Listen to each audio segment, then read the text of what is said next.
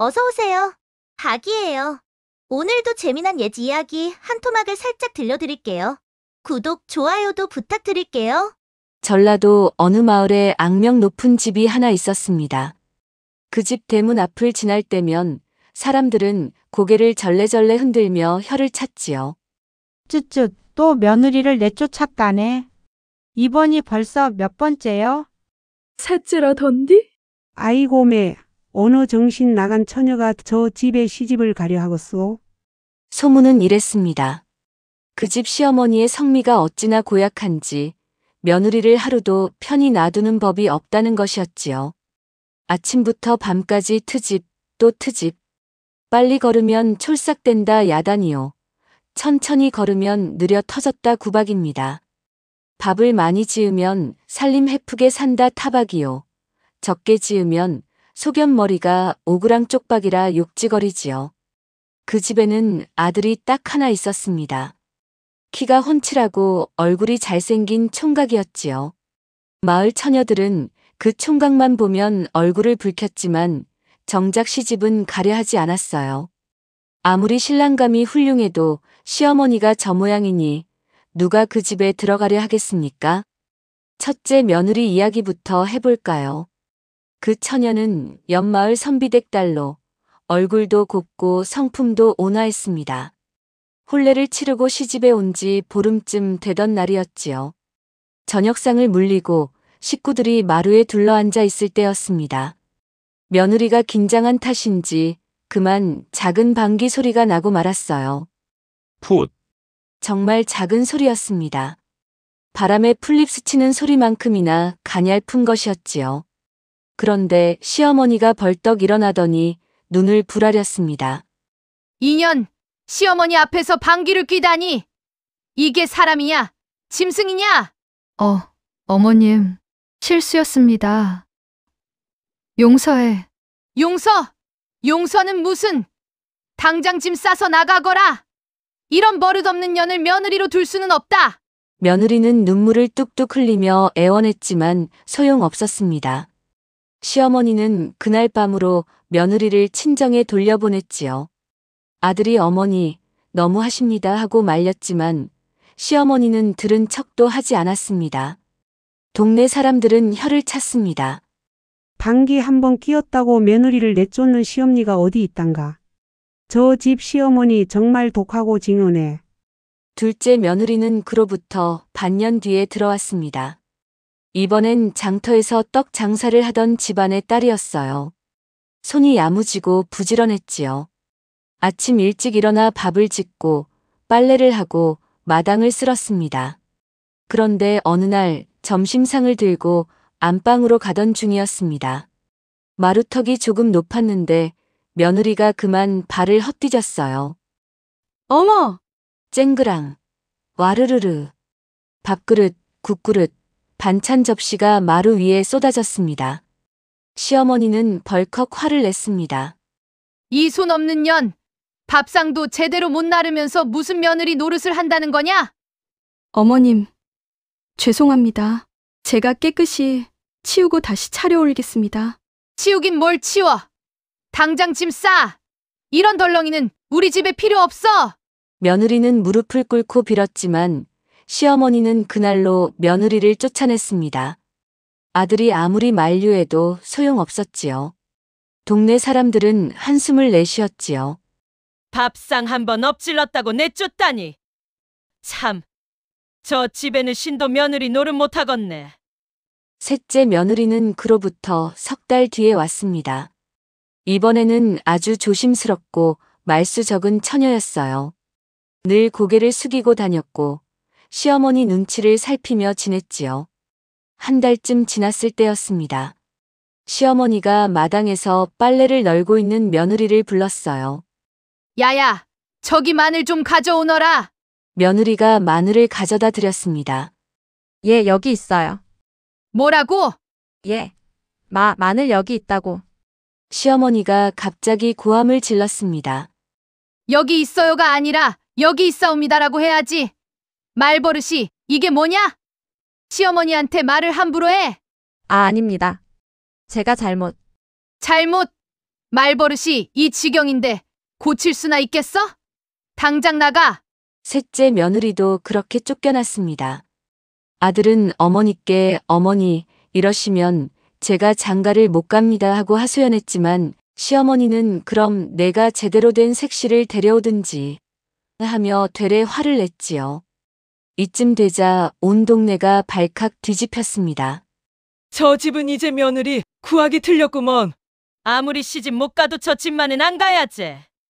그 총각 참 불쌍도 해라. 얼굴도 잘생겼는디 어머니 때문에. 처녀들의 어머니들은 딸들에게 단단히 일러두었지요.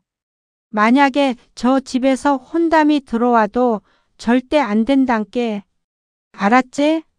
그런데 말입니다. 바로 그 마을에 한 처녀가 살고 있었는데 영특하고 똑똑하기로 소문이 났던 처녀였습니다. 어느 봄날이었어요. 처녀가 우물에 물을 길러 갔다가 우연히 그 총각을 마주쳤습니다.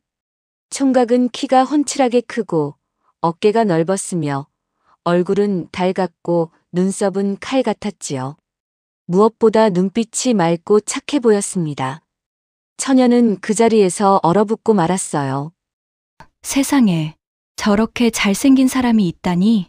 가슴이 두근두근 뛰었습니다. 얼굴이 화끈 달아올랐지요. 그날 이후로 처녀는 그 총각 생각뿐이었습니다. 밥을 먹어도 총각 생각, 잠을 자려 해도 총각 생각. 일을 하면서도 멍하니 있다가 어머니한테 야단을 맞기 일쑤였지요. 처녀는 생각했습니다. 저 총각과 결혼하고 싶어. 꼭 저 사람이어야 해. 하지만 문제가 있었습니다. 바로 그 악명 높은 시어머니였지요. 처녀는 며느리 셋이 쫓겨나는 과정을 곰곰이 떠올려 보았습니다. 시어머니가 문제라면 시어머니를 고치면 되지. 처녀에게는 꾀가 있었습니다. 처녀는 부모에게 말했습니다. 아버지, 어머니 저 집에 시집을 가고 싶습니다. 부모는 깜짝 놀라 처녀의 이마에 손을 얹어 보았지요. 얘야, 열이라도 나느냐? 정신이 온전하냐? 멀쩡합니다, 아버지. 그럼 귀신이 씌었구나. 아무리 시집 갈 데가 없어도 그 집만은 안 된다. 안 돼. 어머니도 기를 쓰고 말렸습니다. 얘야, 그 집에 시집간 며느리 중에 석 달을 넘긴 사람이 없단다. 넌 어떡하려고 그러느냐? 하지만 처녀는 볼을 붉히며 대답했습니다. 저 집 총각이 참 괜찮아 보이더라고요. 뭐 총각이 괜찮아? 시어머니가 저 모양인데. 괜찮습니다. 저한테 생각이 있으니 염려 마시고 보내주세요. 처녀가 기어코 가겠다고 우기니 부모로서는 어쩔 도리가 없었습니다. 결국 한숨을 푹푹 쉬며 혼례를 치러주었지요. 동네 사람들은 수군거렸습니다. 아이고, 불쌍도 해라. 한 달도 못 버틸 것이여. 시어머니는 셋째 며느리를 쫓아낸 뒤로 심술 부릴 데가 없어 무료하던 참이었습니다. 그런데 새 며느리가 들어오니 이거야말로 고양이 앞에 쥐 한 마리 던져진 격이지요. 첫날 아침이었습니다. 며느리가 정성껏 밥을 지어 상을 차렸어요. 따끈한 밥에 된장찌개, 나물 몇 가지를 곁들였지요. 시어머니는 숟가락을 들더니 한술 뜨고는 상을 탁 쳤습니다. 이년아, 이게 밥이냐? 개죽수는 냄새가 진동을 하는구나. 밥은 이렇게 질게 짓는 게 아니야. 예, 어머님. 잘못했습니다. 내일은 더 잘 짓겠습니다. 며느리는 낯빛 하나 변하지 않고 고개를 숙였습니다. 이튿날 아침 며느리는 밥을 좀 되게 지었어요. 시어머니가 한술 뜨더니 또 상을 쳤습니다. 이건 또 뭐냐? 돌덩이를 씹는 것 같구나. 밥도 제대로 못 짓는 게 무슨 며느리냐? 예, 어머님. 죄송합니다. 며느리는 여전히 고분고분했습니다. 사흘째 되는 날 며느리가 빨래를 하고 있었어요. 시어머니가 다가오더니 빨랫감을 들어보았습니다. 이년, 빨래를 이따위로 하면 어쩌자는 거냐? 여기 때가 그대로 남아있잖아. 눈깔이 달려 있기는 하냐? 예, 어머님. 다시 하겠습니다. 며느리는 빨랫감을 다시 받아들고 다시 빨기 시작했습니다. 나흘째 되는 날은 마당 쓸기였습니다. 야, 마당을 이렇게 대충 쓸면 어떡해? 구석구석 깨끗이 쓸어야지. 예, 어머님. 닷새째는 물 길러 온 것이 문제였습니다. 물동이를 이렇게 반만 채워오면 어쩌자는 거냐? 가득 채워와야지. 예, 어머님. 다시 기록했습니다. 너 걸음이 왜 그렇게 빨라? 출삭되는 것 좀 봐라. 예, 어머님. 아니, 오늘은 또 왜 이렇게 느려 터졌어? 군뱅이냐? 예, 어머님. 며느리는 어떤 구박을 받아도 낯빛 하나 변하지 않고 예, 예 하며 고개만 조아릴 뿐이었습니다. 때리면 맞고 차이면 차였지요. 욕을 퍼부어도 대꾸 한마디 없이 그저 순종했습니다. 남편은 안쓰러워했지만 며느리는 남편에게 속삭였습니다. 괜찮아요. 조금만 참으면 돼요. 한 달쯤 지났을 때였습니다. 보다 못한 시아버지가 며느리를 뒤란으로 불렀습니다. 얘야, 내 시어머니 등살에 너 명대로 못 살 것 같구나. 첫째 며느리, 둘째 며느리, 셋째 며느리 모두 견디지 못하고 나갔는데 너까지 그러면 어쩌려고 그러느냐? 그만 친정으로 가는 게 어떠냐? 그러자 며느리는 생글생글 웃으며 대답했습니다. 아버님, 괜찮습니다. 어머님께서 제 잘못을 일깨워 주시는데 무엇이 덜 차서 친정에 가겠습니까? 저는 여기서 잘 배우고 있습니다. 시아버지는 고개를 절레절레 흔들었지요. 참 기특한 며느리로구나. 하지만 너무 무리하진 말거라. 이 소문이 마을에 퍼지자 사람들은 입에 침이 마르도록 며느리를 칭찬했습니다. 세상에 저런 며느리는 하늘 아래 둘도 없을 것이요. 시어머니 복이 터졌어라.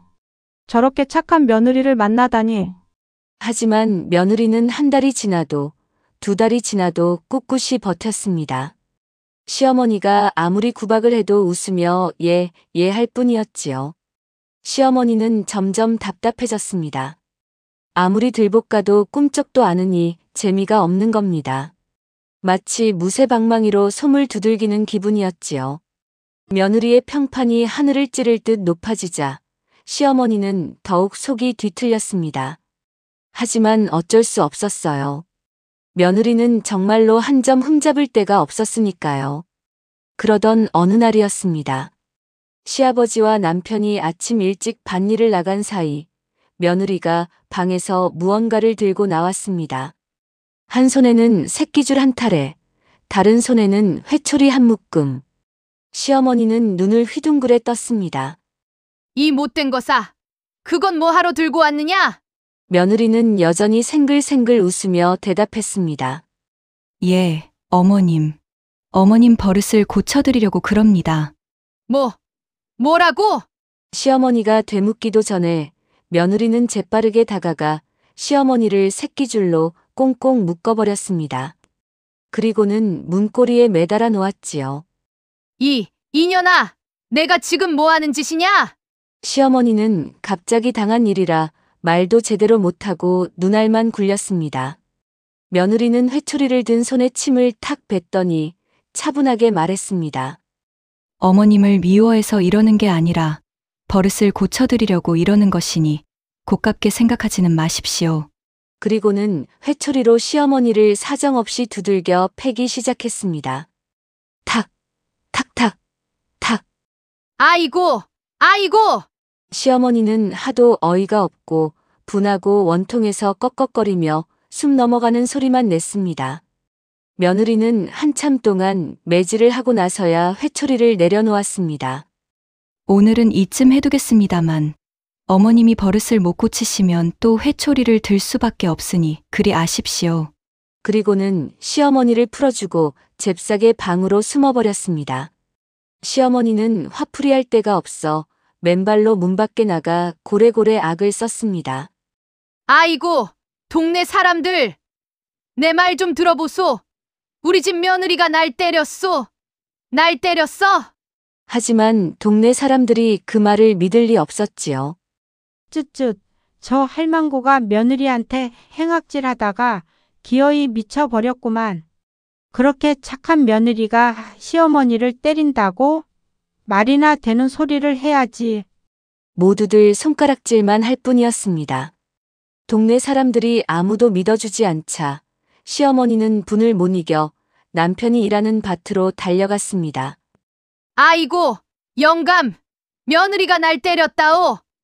아이고, 분해. 남편은 괭이질을 멈추고 한숨을 쉬었습니다. 저 할망구가 이제는 아주 돌아버렸군 그래. 아, 그걸 말이라고 해. 시어머니는 이번에는 아들에게 달려가 땅을 치며 하소연했습니다. 얘야, 세상에 이런 일이 어디 있느냐? 내 색시가 날 때렸단다. 아들도 믿지 않기는 마찬가지였습니다. 나 원참, 어머니도. 꾸며대려면 좀 그럴듯하게 꾸며대세요. 시어머니는 속이 타서 새까맣게 되었지만 무슨 방도가 있겠습니까? 저녁이 되어 시아버지와 남편이 돌아오자 며느리는 언제 그랬느냐는 듯이 고분고분해져 있었습니다. 시어머니가 욕지거리를 퍼부어도 예. 잘못했습니다 하며 때리면 맞고 차이면 차였지요. 그럴수록 시어머니 속은 더 부글부글 끓었습니다. 이튿날도 마찬가지였습니다.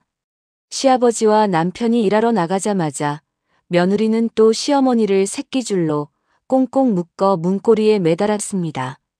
어머님이 아직도 이 버릇을 못 고치셨으니 이럴 수밖에 없습니다. 탁, 탁탁, 탁. 회초리 소리가 방 안에 울려 퍼졌습니다.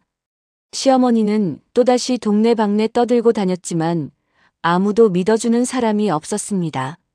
사흘째 되는 날이었습니다. 시아버지와 남편이 나간 뒤 며느리가 또 새끼줄과 회초리를 들고 시어머니에게 다가갔습니다. 그러자 시어머니는 그만 눈물을 줄줄 흘리며 두 손을 모았습니다. 오냐, 내가 잘못했다. 이제 다시는 안 그럴 터이니 이제 그만해라. 응. 며느리는 회초리를 내려놓고 시어머니 앞에 무릎을 꿇었습니다. 어머님, 저도 어머님을 때린 죄를 용서해 주십시오. 다만 어머님께서 저를 사람 대접해 주신다면 저도 어머님을 진심으로 섬기겠습니다. 시어머니는 고개를 끄덕였습니다. 그래. 내가 미안했다. 내가 잘못했어. 그날 이후로 시어머니는 사람이 확 달라졌습니다. 며느리에게 트집을 잡기는커녕 오히려 따뜻한 말 한마디를 건넬 줄 아는 사람이 되었지요. 며느리도 시어머니를 더욱 극진히 섬겼습니다. 동네 사람들은 고개를 갸웃거렸습니다. 이상도 하지. 저 할망구가 어쩌다 저리 순해졌을까? 며느리가 워낙 착해서 그런 게 아니겠소. 그래도 신기하긴 하네. 시어머니는 그 뒤로도 며느리에게 한 번도 함부로 대하지 않았다고 합니다. 가끔 성질이 불쑥 올라올라 치면 문득 회초리와 새끼줄이 떠올라 벌컥 정신이 들곤 했지요. 그렇게 두 사람은 오래오래 평안하게 살았다고 전해집니다.